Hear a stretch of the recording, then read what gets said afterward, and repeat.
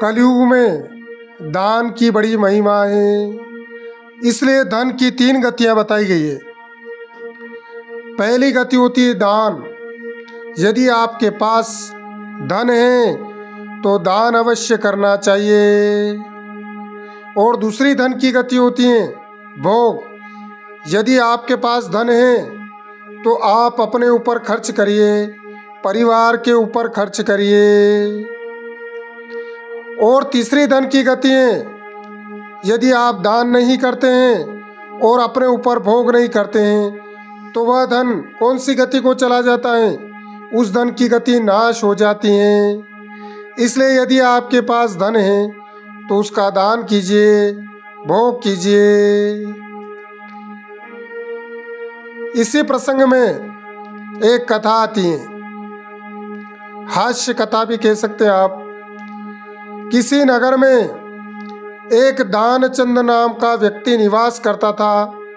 उसका नाम तो दानचंद है, लेकिन दान कभी नहीं करता था और बड़ा कंजूस होता था, कंजूस रहा करता था। उसकी पत्नी कहती है कि जाओ आप गंगा जी जाकर स्नान कर लो, लेकिन वह गंगा जी जाए तो बस का किराया लगे, रेल का किराया लगे, इसलिए वह कभी नहीं जाता था। एक दिन तो पत्नी ने बहुत जिद करी कि आप गंगा जी जाकर स्नान कर लो, बड़ा पुण्य लगेगा। तब दानचंद पैदल पैदल गंगा घाट पे जाता है और वह गंगा घाट पे जाके देखता है तो क्या देखता है कि वहाँ पर जैसे ही घाट पर नहाते हैं तो वहाँ पंडा जी आ जाते हैं और पंडा जी स्नान के बाद दक्षिणा मांगते हैं। अब दानचंद सोचता है कि अब मैं कहाँ स्नान करूं। ऐसा विचार करके वह दानचंद शमशान घाट पे चला जाता है कि चलो शमशान घाट पर तो कोई नहीं आएगा और ना ही मुझे दान देना पड़ेगा। तो शमशान घाट पर सुनसान था, कोई नहीं था। उस समय दानचंद ने जैसे ही डुबकी लगाई तो भगवान पंडा जी का वेश धारण करके आ जाते हैं। दानचंद जैसे डुबकी लगा के बाहर आता है तो भगवान पंडा जी के रूप में बोलते हैं कि चलो मेरी दक्षिणा निकालो। अब तो दानचंद बड़ा कंजूस, अब क्या करे? बोले कि मेरे पास तो पैसा ही नहीं है, मैं तो पैदल पैदल आया हूँ गंगा जी पे स्नान करने के लिए, तो अब आपको दक्षिणा कहाँ से दूँ? तो पंडा जी जो भगवान बने हुए थे वो पंडा जी कहते हैं कि चलो आप तो केवल लिखवा दो, मैं आपके घर आके ले लूँगा। तब दानचंद बड़े मुश्किल से 1 रुपया का दान लिखवाता है कि गंगा घाट के शमशान घाट पे मैंने स्नान किया है, तो आप मेरे घर आकर के 1 रुपया ले लेना।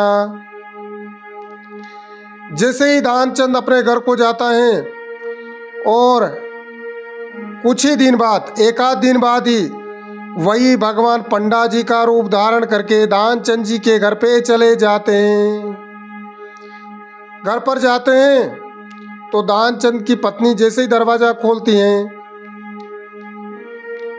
तो पंडा जी कहते हैं, जो भगवान पंडा जी का रूप बन के आए हैं, बोले कि बोलिए कि आपके दक्षिणा लेने आए हैं। दानचंद की पत्नी घर में जाकर अपने पति से कहती हैं कि कोई पंडा जी आप गंगा घाट पर स्नान किया था, उसकी दक्षिणा लेने आए हैं।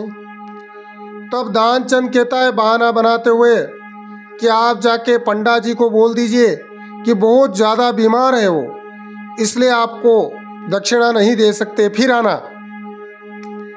पत्नी कहती है कि मेरे पति बहुत बीमार है, इसलिए आप बाद में आना। तो भगवान ठहरे, जो पंडा जी बने हुए थे वहीं बाहर बैठ गए। थोड़ी देर बाद पत्नी बाहर आके देखती हैं तो पंडा जी नहीं गए। क्या आप अभी तक गए नहीं? कि कैसे जा सकता हूँ, मेरा यजमान यदि बीमार है, इसलिए मैं उनकी स्वास्थ्य के लिए चिकित्सा वगैरह इलाज कराऊंगा। मेरा यजमान बीमार और मैं चला जाऊं, ये अच्छी बात नहीं है। तब पत्नी घर के अंदर जाकर फिर कहती है दानचंद जी से कि अभी तक पंडा महाराज गए नहीं, आप बाहर कैसे जाओगे? तब दानचंद कहता है कि जाके पंडा जी से बोल दो कि मर गए, दानचंद जी तो मर गए हैं, अब आप जाइए। पत्नी बाहर आकर के जो भगवान पंडा जी बने हुए थे उनसे कहते हैं कि मेरा पति तो शांत हो गया है, मर गया है, इसलिए आप जाइए। तो अब पंडा जी कहते हैं कि यदि हमारा यजमान मर गया है तो मैं कैसे जा सकता हूँ, अब तो मैं उनके अंतिम संस्कार में अवश्य मिलूँगा। इधर सब गांव वाले को मालूम पड़ता है तो गांव वाले इकट्ठे हो जाते हैं और अंतिम संस्कार की तैयारी करने लगते हैं। दानचंद सांस रोक के पड़ा है। अब उनको दानचंद को अर्थी पर लिटाकर ले जाने की सोचते हैं। उसी समय उसकी पत्नी कहती कि ये मरे नहीं हैं और ये तो जीवित हैं, केवल दान के कारण ऐसा कर रहे हैं, ये मरे नहीं हैं, जीवित हैं। इस प्रकार पत्नी विलाप करती हैं तो गांव के लोग कहते हैं कि इसको तो बड़ा मोह है, बेचारी देखो पत्नी पति के वियोग में कितनी बावली हो गई हैं, ऐसा कहते हैं। अब क्या हुआ कि उनको अर्थी पर लिटा करके दानचंद को शमशान घाट ले जाते हैं। भगवान भी जो पंडा जी बने हुए हैं वो भी साथ में जा रहे हैं। अब तो दानचंद को अर्थी पर लिटा करके शमशान पर आग लगाने की बारी आ जाती है।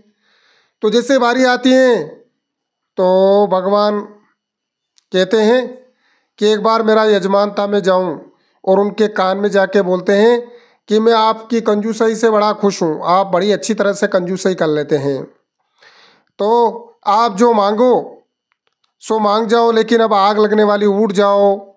तो दानचंद कहता है कि मुझे तो कुछ नहीं चाहिए, केवल 1 रुपया जो दान का बोला था वह छोड़ दो, और कुछ नहीं। इस प्रकार कुछ लोग बड़े कंजूस होते हैं। तो यह कथा बताती है कि हमें जीवन में दान करना चाहिए।